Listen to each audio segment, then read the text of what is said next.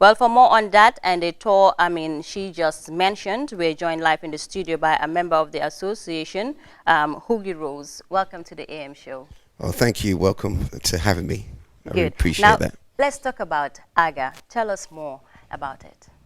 All right, well, as you probably heard before, AGA was started in 2006, and around 2014, we had two branches of AGA, so AGA Tours and then AGA Global Ambassadors.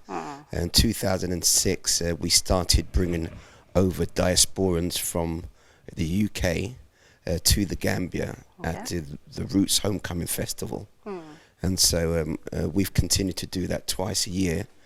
Every year we bring around 100 people, mostly from African Caribbean backgrounds, because we wanted people to know their roots and to reconnect with their African family. And so we've continued to do that up until this day, where we continue to bring people here and also to invest in the Gambia and to uplift and help their economy. Now let's talk about the AGA Tours.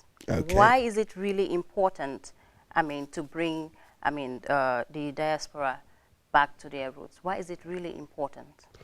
Well, most of us, when we was younger growing up, we watched a film and a TV series called Roots. And Roots had a very traumatic effect on most of us. And so when we saw this, we did not understand the extent of the damage that had been caused to the African family. And so growing up, it was always an inspiration for me to reconnect to home, because I realized that even though I was born within the UK, that UK was not really my home. UK must have been a place where they deposited and transported us. But for the enslaved, we always have a vision of coming home. And as a person that studies the Most Honorable Marcus Mosiah Garvey, he always said, Africa for home and abroad. And he always pointed us to the direction of Africa. And so it's very important for us to make that connection back to the motherland. Another reason why it's important, in Islam, one of the pillars of Islam is for one time within your lifetime to make that trip to Hajj. And so I've taken that pillar of Islam to our brothers and sisters within the diaspora, that they must make it their commitment that within one time within their life, that they make that trip back to Africa, the motherland. Which is really important. Now we know AGA has been coming to the Gambia now since 2006. That's right. That's more than a decade, of interventions. Now, what is the biggest impact of this initiative? Well, the biggest impact is a two-pronged approach with the initiatives that we have in health and education. It's been able to look at the way that health is seen within the Gambia and see if there's things that we can improve on. And so the impact has been on the health day is that more people have been tested for blood pressure, more people have been tested for other ailments. People have had massages done where they may have had some falls or things like that. So the impact has been to show that there's a gap that needs to be healed, and that we was able to come in and do some work where health is concerned. In regards to tourism, the biggest impact is that right now you have the largest provider within the UK called Thomas Cook that collapsed. And so for us, that's an opportunity for us to be able to come in and introduce new services and bring about a different revenue within the tourism sector. And I know that with GDP in the Gambia, tourism is probably your second largest GDP. So for us, the impact that we would be able to make on tourism is a huge. Good. Now, we know health, education, and tourism, are big areas, your charity is focused on. Now, what makes them distinct? What makes them distinct really is because we deal with people on a one-to-one. So where other people would come in, they would donate things and then go away.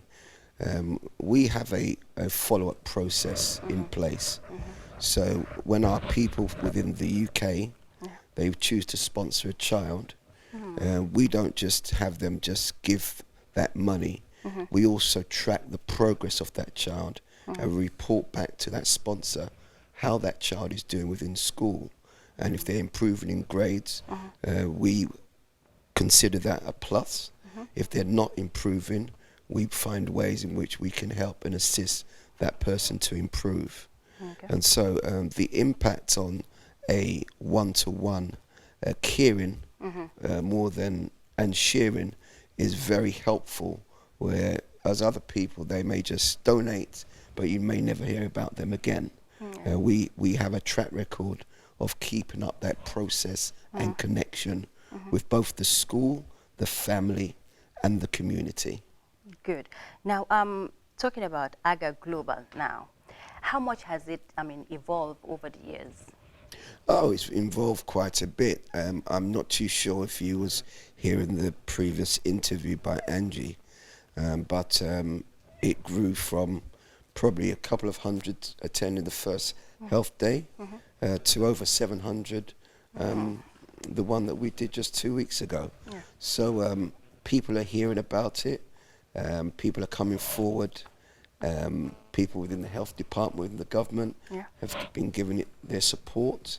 And so yes, it's had a great impact and it can just grow more and more. From strength to strength. Strength to strength. Yeah. And I always say to people, your biggest room is room for improvement.